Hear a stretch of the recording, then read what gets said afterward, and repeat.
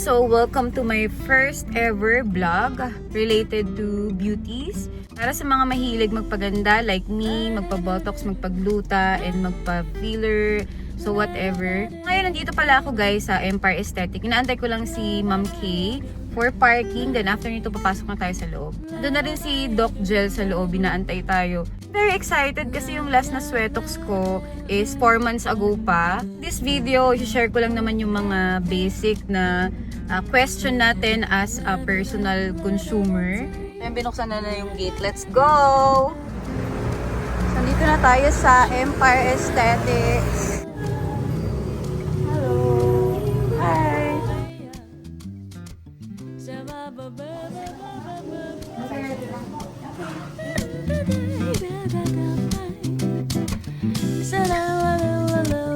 Yung gluta drip area and yung nail station. Hello,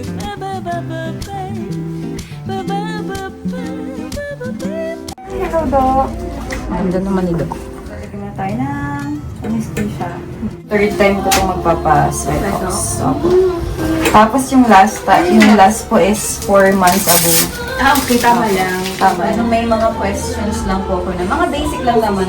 Doc, for Sweatox po, usually for both left and right, 100 units po ba yung ginagamit? Or possible din po yung 100 per side? So, ang limit kasi is 100 both na. Okay. Yun yung maximum. Max na po yun. Oo. And then, kung if you want more pa, after 2 weeks, we can do again yung Sweatox. Kunyari, meron pa you want more or we, para mas babawasan yung sweat, no? 100 units and 200 units. Ano pong usual na differences po nila? Ang units kasi, yun yung pang-measure natin yun yung measurement ng Botox, no? So, units, hindi ibig sabihin 100 units, 100 injections, no? Hindi yun. So, bali dito sa kanya, 1cc na to. Sa isang big line na yan, that's 4 units. 4 units. Yun, ganun siya. So, parang isang syringe natin is 40 units. Per Sweatox, Doc, ano po yung interval niya?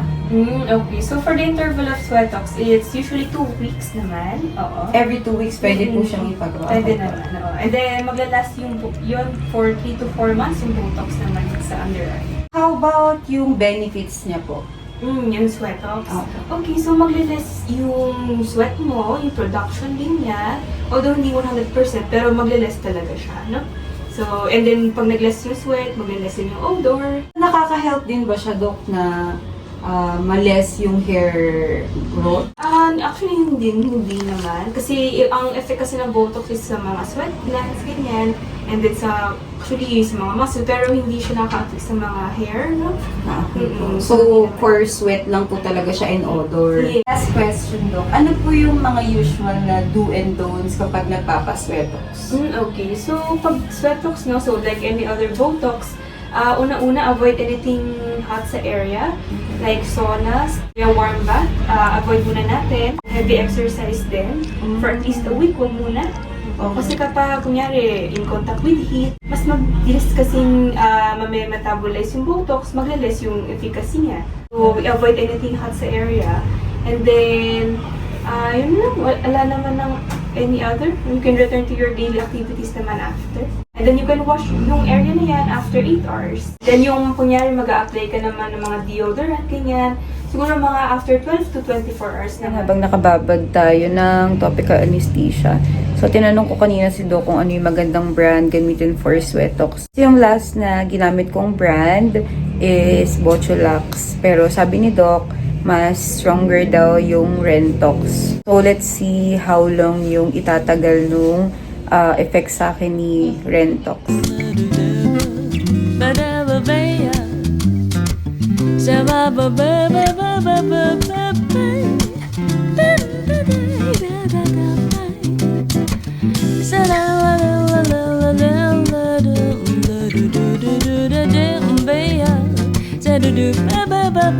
Hindi siya masakit. Mas ramdam ko nga yung pagpasok ng gamot kaysa dun sa tuso. Ilang minutes po yung procedure ng left and right na? Mga 15 to 20 15 to 20 minutes. Kasama na po yung anesthesia. Yung procedure lang. Oo. Minsan kasi depende sa din laki ng underarm mo. Parang mas hindi ako nasaktan sa sa topical anesthesia. Opo. Parang sa ice kasi numb siya pero ramdam ko pa din. Dati ice ka lang. Opo. Papa mo pala. Ice lang.